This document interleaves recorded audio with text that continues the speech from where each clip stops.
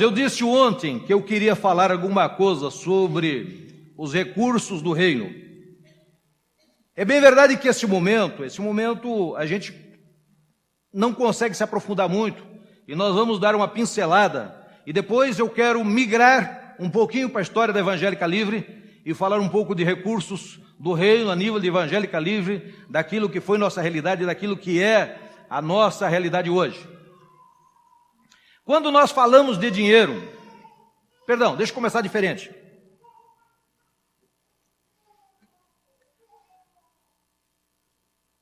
O arco-íris, o arco da aliança, aquele que vocês conhecem, que de vez em quando está aí nas nuvens de Cascavel, também de Campo Mourão.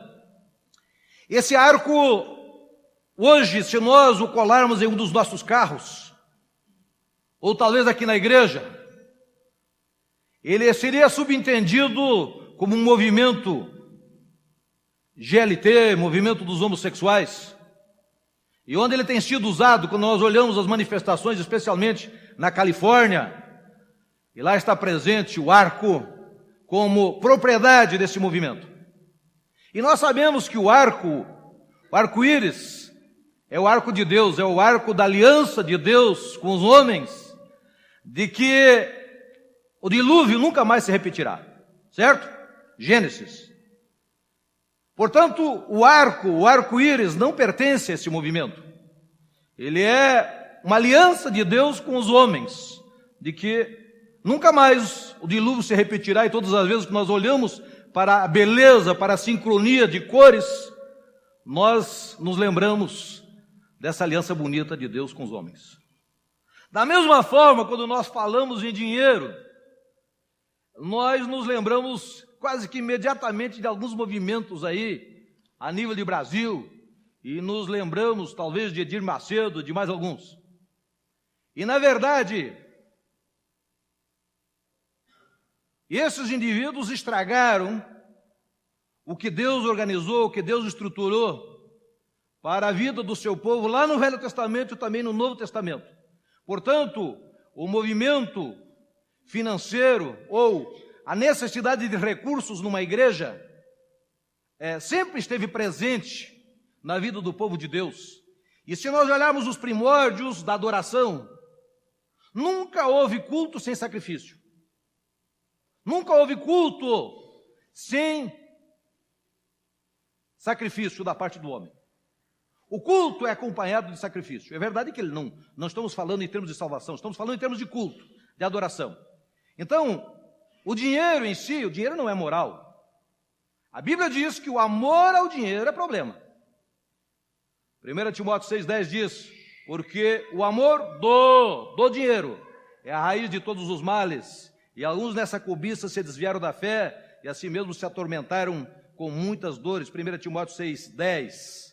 Então, o amor do dinheiro, e esse é um versículo, é um versículo fechado, ele não dá muita discussão, a abertura para discussão, porque ele diz que é a razão de todos os males.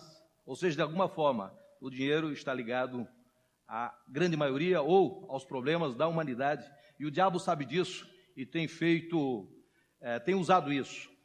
No entanto, a Bíblia também diz, e se você quiser abrir o livro de Ageu, onde está Ageu? Ageu é mais difícil de achar do que Mateus, mas ele está próximo a Mateus.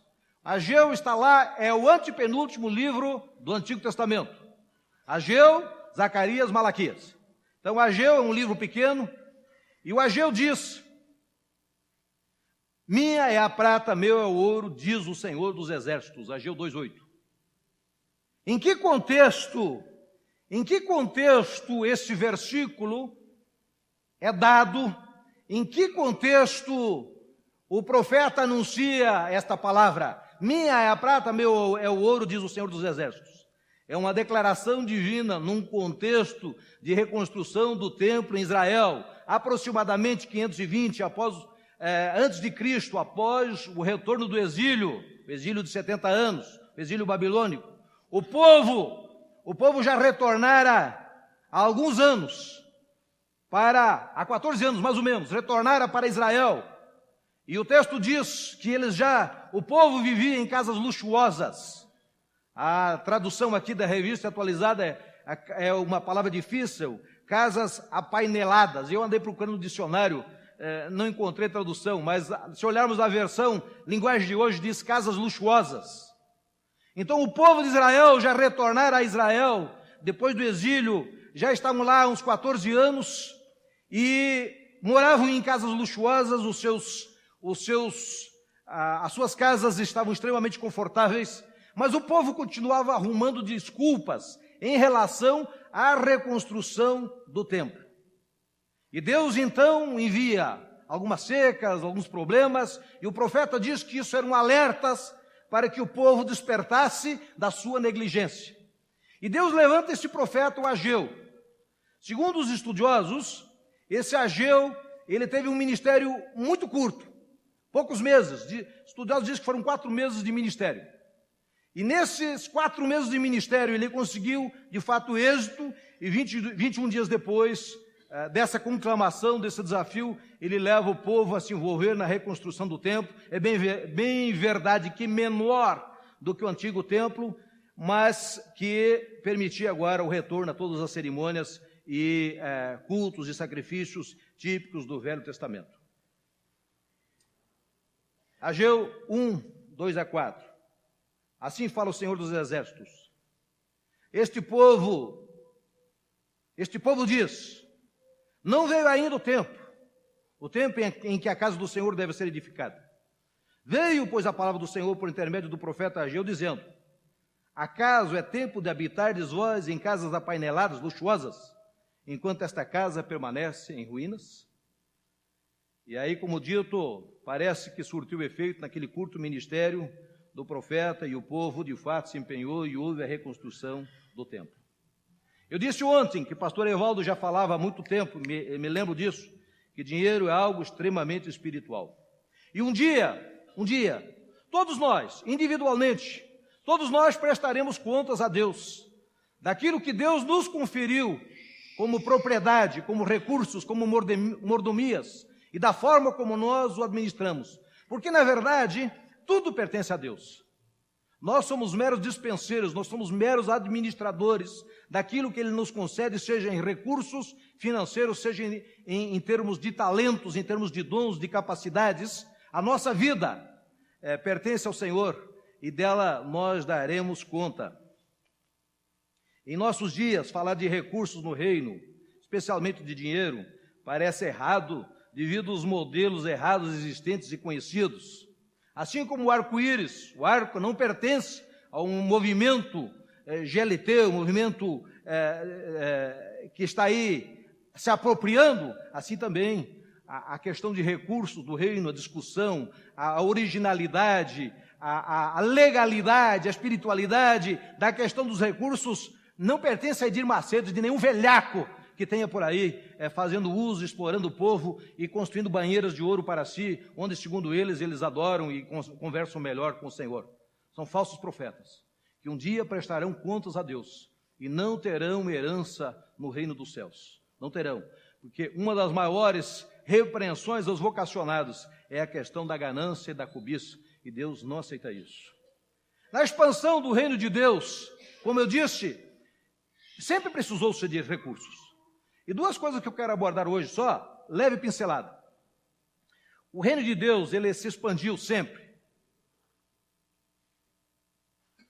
com 2 recursos fundamentais, que são os vocacionados.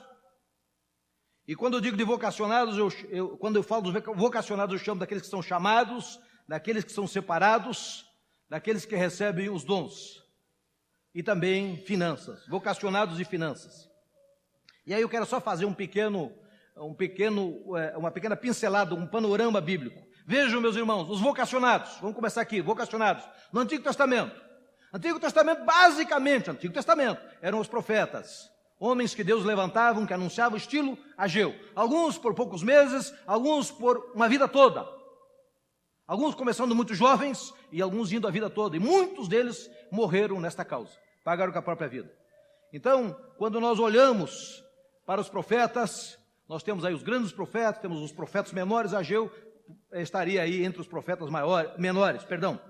E havia, na construção do templo, Davi, depois Salomão, especialmente os levitas e os sacerdotes que ministravam e que eram responsáveis pela ordem, pelos cultos, e havia é lindo, meus irmãos, desafio vocês a lerem o estruturamento lá nos livros de Moisés, o estruturamento de como Deus queria que funcionasse o tabernáculo, e depois no templo, quando Davi organiza, como deveria funcionar a ordem existente, a forma de sustento dos obreiros, a forma de cuidar o espaço de terras, as cidades destinadas, os recursos destinados, para que houvesse de fato um sustento para esses homens, juntamente com as suas famílias, e pudessem se sustentar e muito cedo se aposentar.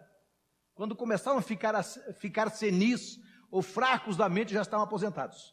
Hoje nós temos muito pastor velho que devia estar aposentado há muito tempo, falando bobagem. E devia ter se aposentado enquanto era jovem. E é lamentável isso quando vejo que alguns passam no momento de se aposentar e depois destroem aquilo que deveriam ou aquilo que construíram. Então, Novo Testamento, quando nós olhamos para os vocacionados, os chamados ao ministério, nós temos um livro extraordinário da editora evangélica Esperança, chamada A Forte Mão de Deus. Não significa que é a mão que bate, mas é a forte mão de Deus no sentido dos dedos, o polegar, o apóstolo, o dedo indicador, o profeta, o dedo médio, o mestre, o dedo anelar, o pastor, o dedo mínimo, o evangelista, os 5 dons ministeriais relacionados aqui, e ele trabalha numa ótica de que toda a igreja deveria ter esses 5 ministérios presentes. E a gente sabe que é praticamente inexistente nas nossas igrejas, talvez até pelo tamanho, mas nós temos um outro estudioso, do qual a editora evangélica Esperança tem publicado inúmeros livros, chamado Christian Schwartz. E o Christian Schwartz fez pesquisas no decorrer de muitos anos, praticamente em todos os continentes, e em mais de 1000 países do mundo, e ele diz que toda a igreja tem os recursos ministeriais necessários.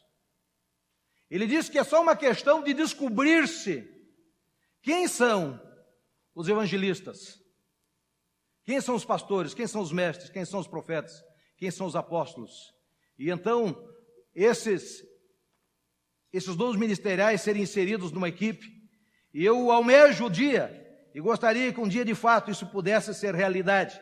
E ele então fala um pouco nesse livro, A Forte Mão de Deus, mais ou menos, o que seria a função do apóstolo? O apóstolo não é o título que nós estamos vendo aí, indivíduos se intitulando apóstolos. Não é essa a ideia do título, mas é a questão do ministério, a questão dos dons. Quando nós estivemos na Alemanha visitando a plantação de inúmeras novas igrejas que estão fazendo na Alemanha, num contexto extremamente difícil, estão plantando igrejas de uma forma muito original, e eu achei muito interessante que muitos jovens pastores, os meninos de 20 e poucos anos, falando que eles têm o dom de apóstolo. E aí, conversando melhor com esses meninos, eu falei para eles, olha, no Brasil isso é suspeito. Eu não diria isso com muita liberdade, porque no Brasil nós temos uma doença onde buscam-se títulos, e o apóstolo é uma busca de um título superior aos demais, ou hoje já tem outros maiores, né? Mas querendo um título sobre os demais. E na verdade, quando esse escritor trabalha a ótica do apóstolo e daquilo que seria ministério, o que ele ama? Seria um indivíduo para regiões novas, povos, desenvolver, implementar estratégias. Para onde? Para longe. O profeta, sentir o coração de Deus, ouvir a voz de Deus. Para o quê? Para o fundo, para uma profundidade.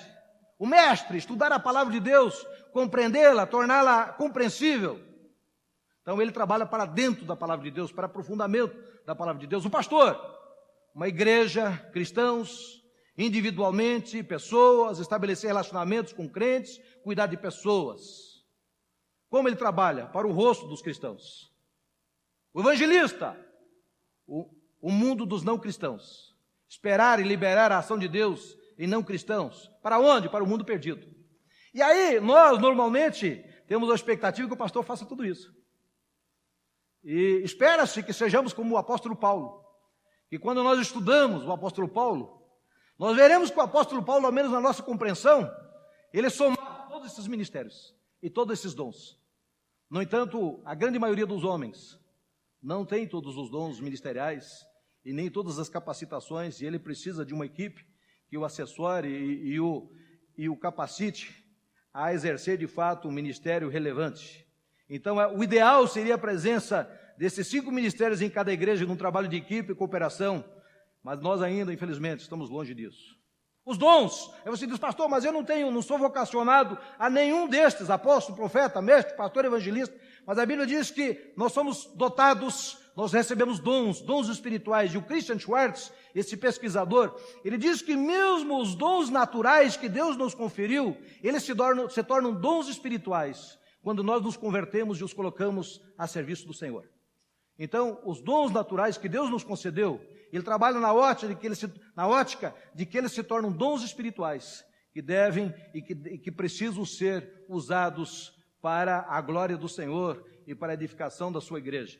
Então, quando eu vejo aqui o que aconteceu aqui, eu acho fantástico, né? Especialmente eu quero conhecer o marceneiro depois que fez esse serviço. Grandes dons, grande talento, obra-prima, que soube reaproveitar a madeira e fazer disso uma arte e está de parabéns, como os demais trabalhos que foram feitos aqui, dons a serviço do Senhor. Cada um de nós tem dons que devem ser usados e não enterrados. Os talentos, na medida que eles são enterrados, eles não se reproduzem, e Deus não os conferiu a nós simplesmente para nós os enterrarmos e cuidar bem deles enterrados. Como eu disse, a questão dos recursos no reino está presente em toda a Bíblia. Vocacionados recursos necessários para o avanço da obra. Nós olhamos lá a chamada de capital, lá no deserto, para construir o primeiro tabernáculo. E aí eu fico fascinado quando eu vejo que a Bíblia diz, lá em Êxodo 25, 35, que Deus conferiu a alguns homens dons especiais, receberam dons artísticos para esculpir, bordar, homens bordando, lapidar, trabalhar com metais preciosos para a construção do tabernáculo lá no deserto. Depois nós temos aí a construção e a manutenção do templo em Jerusalém, Davi, Salomão, algo fantástico, a chamada do capital para que tudo isso pudesse se tornar realidade. Aqui no contexto de Ageu, nós temos a reconstrução, a segunda reconstrução do templo. Agora, se nós formos para o Novo Testamento e olharmos a primeira geração de cristãos, nós vamos ver que esses cristãos da primeira geração, após o Pentecostes, o texto que o pastor acabou de ler, esses irmãos entenderam que tudo era do Senhor. E eu acho que eles tinham de fato, eles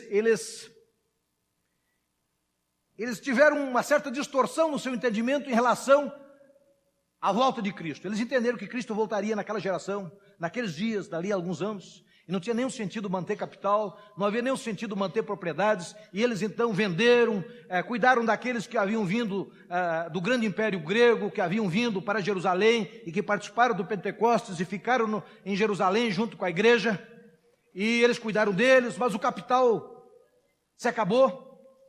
E daqui uns dias nós vemos o apóstolo Paulo lá em Corinto levantando recursos para mandar para a igreja da Judéia, para mandar para Jerusalém, porque esses irmãos haviam se tornado pobres e comeram o próprio capital. E quando nós lemos aqueles textos, por exemplo, 2 Coríntios 10, a irmã Bruna leu o texto de 2 Coríntios 9, 10, 2 Coríntios 10, 6 a 8, da alegria de Deus, quando os seus servos dão com alegria para o reino. E eu acho interessante que esse texto diz, deixa eu ler esse texto para vocês, não precisam abrir, a não ser que você tenha dúvida, 2 Coríntios 10, 6 a 8, e isto afirmo, aquele que pouco semeia, pouco também ceifará, o que semeia com fartura, com abundância também ceifará, cada um contribua, segundo tiver proposto no coração, não com tristeza ou por necessidade, porque Deus ama a quem dá com alegria.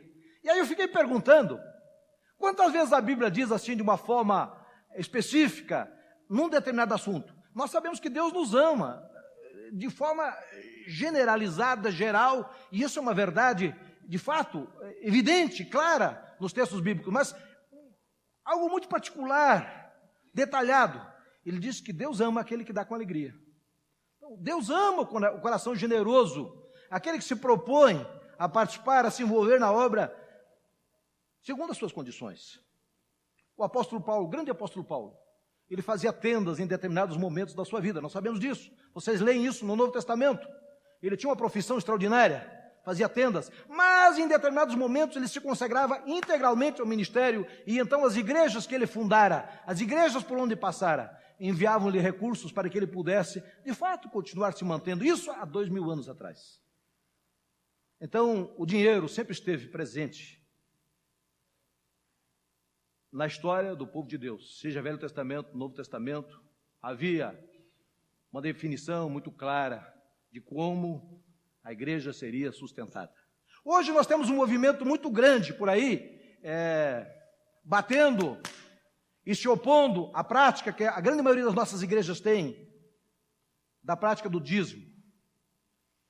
E de fato, meus irmãos, nós não temos no Novo Testamento, nós não temos nenhuma orientação específica quanto ao dízimo, a não ser quando Jesus fala lá com os judeus. E Jesus disse que eles deveriam continuar fazendo isso, mas sem omitir as outras, onde eles estavam falhando.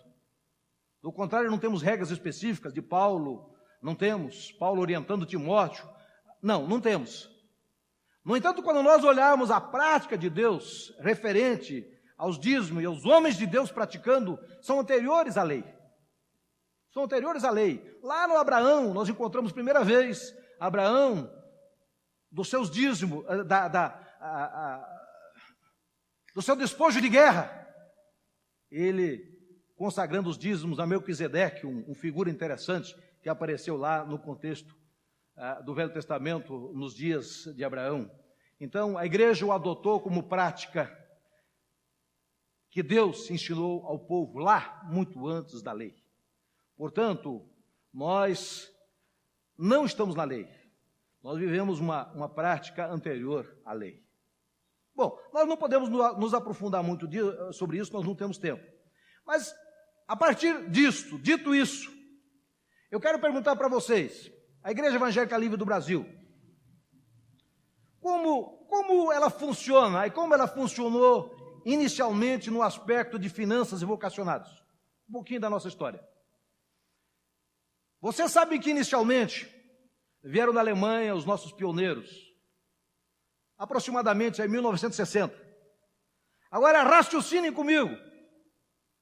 A Grande Guerra acabou em 45, certo?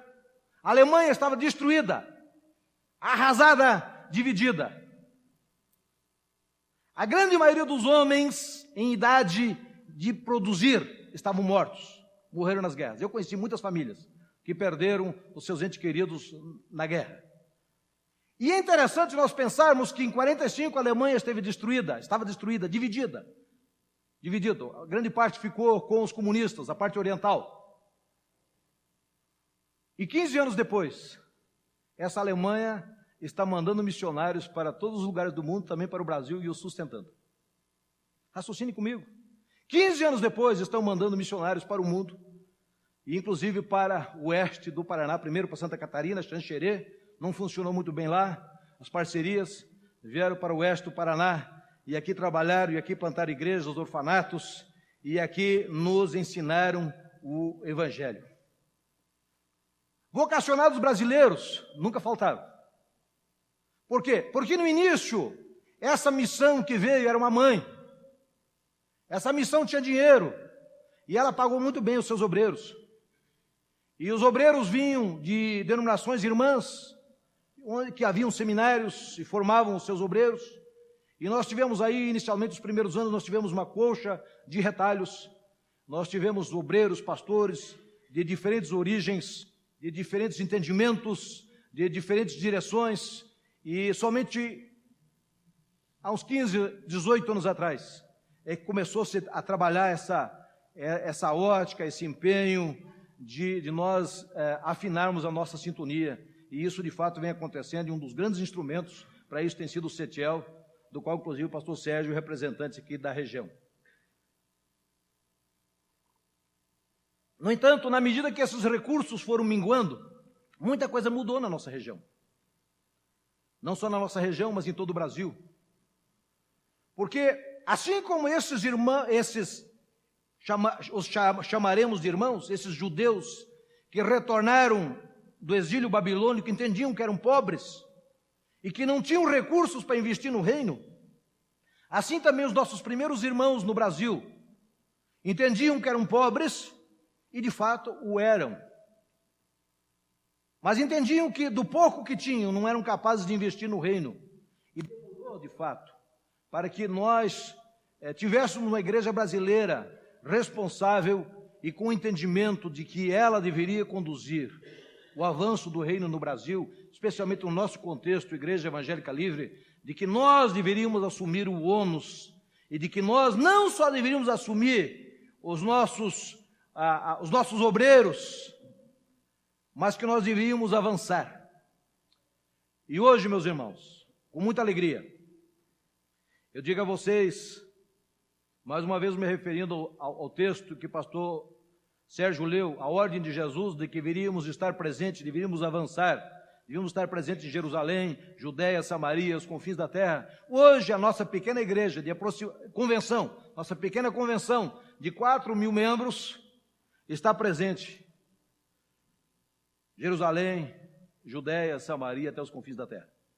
E nós, como pequenas igrejas, temos tido oportunidades de nos envolver e com nossos pequenos recursos, alguns têm mais recursos. Eu tenho dito muitas vezes aos irmãos em Campo Mourão, especialmente aqueles que têm ganhado mais dinheiro nesses últimos anos, que Deus lhes tem dado dinheiro, não só para o seu próprio conforto, construir casas apaineladas, mas Deus tem lhes dado recursos também para que eles investam mais no reino de Deus.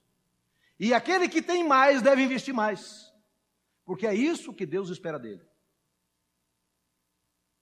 E nesses últimos tempos, Deus tem nos dado a oportunidade, de fato, que nós estivéssemos representados. É claro que ainda numa pequena força, mas estamos representados hoje até os confins da terra, onde temos tido a oportunidade de nos envolver com projetos missionários e onde vocês também estão envolvidos.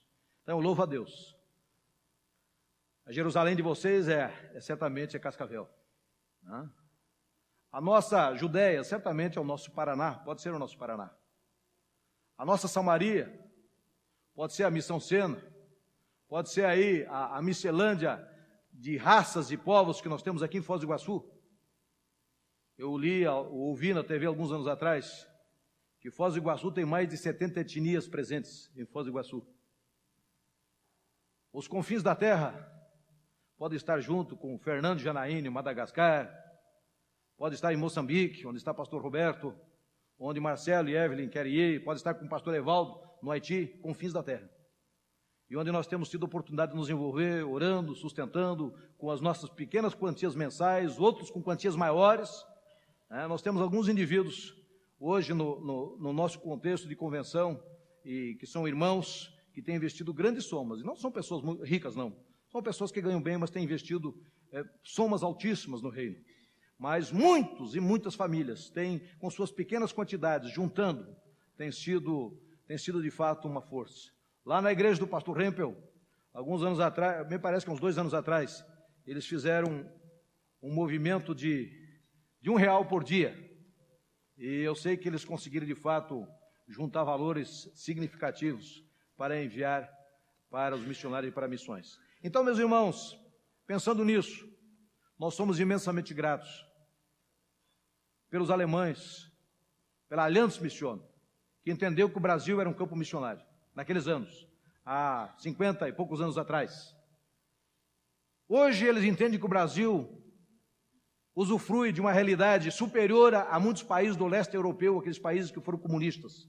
E hoje, grande parte dos recursos estão sendo investidos nesses países, na África, na Ásia, onde de fato a pobreza é real. Lá, quando se celebra a ceia, simplesmente não dá para dizer, quem tiver fome, coma em casa.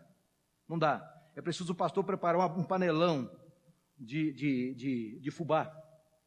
É preciso preparar um panelão de fubá, para que antes dos irmãos irem para casa, eles possam comer, porque não dá simplesmente para dizer, quem tiver fome, coma em casa. Não dá, porque não tem o que comer em casa. Então lá, hoje, a Aliança Mission está presente em muitos países da África, trabalhando. Essa semana eu li alguma coisa, a coisa complicou extremamente em Mali, também uma espécie de guerra civil, onde estão os nossos missionários trabalhando com hospitais, com aidéticos. Angola, estão trabalhando no Vietnã, estão trabalhando em vários países do leste europeu, Kosovo, vários outros países que são extremamente pobres hoje, que foram países comunistas, sugados. Então, meu irmão, de vez em quando eu vejo os idiotas aqui no Brasil, nas universidades, defendendo o comunismo, e o sistema socialista marxista, deviam mudar para esses países, ou fazer uma visita a esses países, para ver o que o comunismo fez com esses países. Então, hoje, a Aliança Missiona está aí em mais de 16 países, trabalhando, investindo, e na África, especialmente, muitos estão se convertendo. Nós temos no Congo, na República Democrática do Congo, o Congo hoje é um país dividido. Eu encontrei lá o presidente, nós o chamamos de bispo, porque ele representa 400 mil membros da Igreja Evangélica Livre no Congo. Então, esses países nórdicos, Noruega,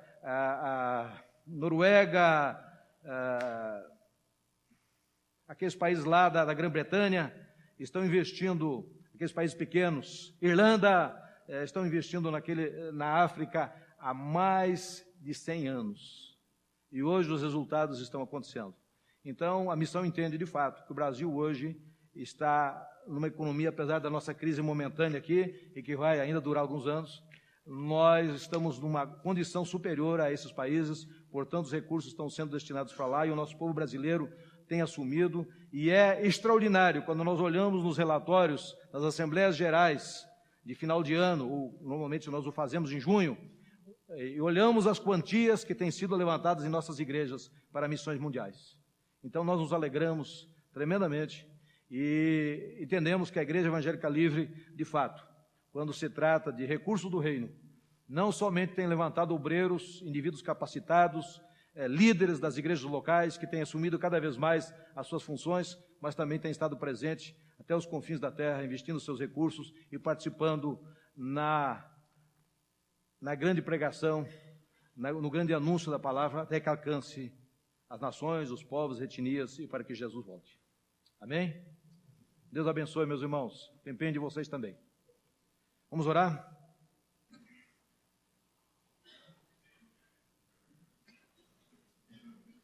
Senhor meu Deus e meu Pai, em nome de Jesus, eu te louvo por esta igreja aqui reunida e por aquilo que eles têm feito no decorrer desses últimos anos, daquilo que foi feito nesse lugar pela antiga igreja que se reunia nesse lugar, por seu empenho, por sua dedicação, e por aquilo que tem sido investido no reino nesses anos todos, e gerado oportunidades pelo mundo afora, mesmo numa pequena parcela, nós sendo uma pequena faceta do teu reino, mas eu te louvo por todos que se envolveram e têm se envolvido, por todos aqueles que atenderam o chamado do Senhor, e que se envolveram na obra, estão envolvidos e desempenhando aí os seus papéis, e colocando seus dons e talentos a serviço do Senhor.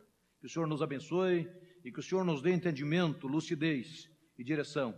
E que o Espírito do Senhor se agrade da nossa conduta, para que o Senhor possa continuar operando entre nós, com poder, com maravilhas, e que da nossa parte nós não venhamos a errar, mas nós venhamos a nos pautar nas Escrituras Sagradas, porque as conhecemos, as respeitamos, as amamos e reconhecemos como palavra infalível do Senhor. É o que nós oramos e é o que nós agradecemos no bendito nome, o nome de Jesus. Amém? Obrigado, irmãos.